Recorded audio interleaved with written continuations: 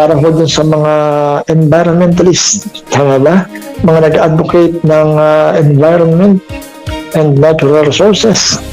Yung mga nag-advocate ho yan, mga organization, climate change, task force, SOG, CSC, sa mga kasama ho natin. No, sa atin ng mga kasama sa different organizations, mostly, particularly ang atin mga kasama sa Federation of Calamba City Riders and Allied Groups. Hindi ho pinaalala sa July 25, around 7 to 8 o'clock in the morning, ay meron tayong meet up dyan sa may bagong kalsada, kasi medyo pataas yung ating venue, yung ating area. So magkita-kita tayo dyan, kasi pagka kami nakapasok na, kung hindi nyo kami nakita, kung halimbawa nakalampaso kayo, 7 o'clock to 8 o'clock, yan na yung oras natin, yung atin waiting time, at simulan natin ng 9 o'clock. No?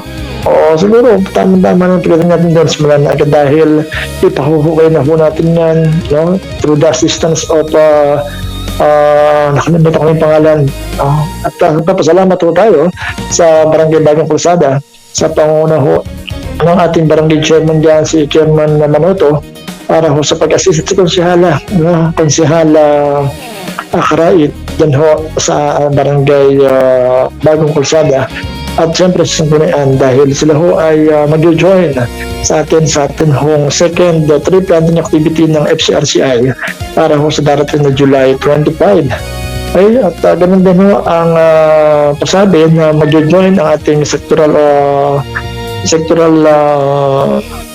OC o SODES. Si Raquel Claudio dahil isa rin pala itong nag-advocate, mga ganito. So, ngayon pa lang ho, kami ho ay napapasalamat sa inyong suporta. Ito naman ho ay para sa ating inang kalikasan. Ito naman ho ay ginagawa ng ating pamamaraan para ho tayo ho ang gumawa. At encourage pa yung iba na ganitong gawain.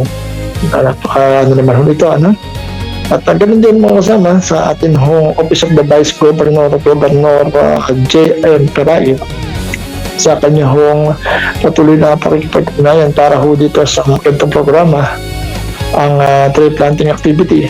Ang dali, mga nakakaraang buwan, araw o linggo ay meron ho tayong clean up drive. Ito hong yan sa may Barangay Lingga ay lagi ho kasama yung Federation of Calamba City Riders and Allied Groups sa mga kanyang gawain. At papasalamat din ho tayo, sumasalud ho tayo sa grupo ho ng ENSCA ng Hawak Kamay, ng Kabalikat Lightnet, ganoon din ho ng SWAT, at may iba pa hong grupo na lagi ho kasama ho natin sa mga ganyan hong cleanup drive. Nire-represento natin ang FCRCI AG para sa kanyang mga gawain, dahil kami ho binubuo ng 54 organizations, 37 accredited or 38, 39, 40 accredited na mga NGOs, mostly ho yan ito mga civic action.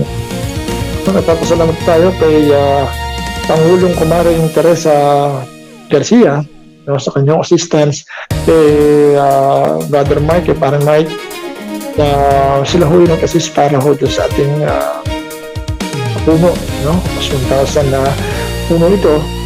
So, titignan pa ho natin yan pagkuha natin doon, pero mas maganda yung bunga para at least may babalikan. Kaya naman ito, meron naman mag-aalaga. Kaya ho, tayo ay kampante at pagbalik ho natin doon sa lugar ng plataniman natin ay ito ho ay may progreso. Di ba? So, in-encourage namin kayo na mag-join July 25. Lahat po ng mga CSOs, NGOs natin ay welcome. Wala na kung hindi dadalhin, mag-a-attend na lang tayo doon.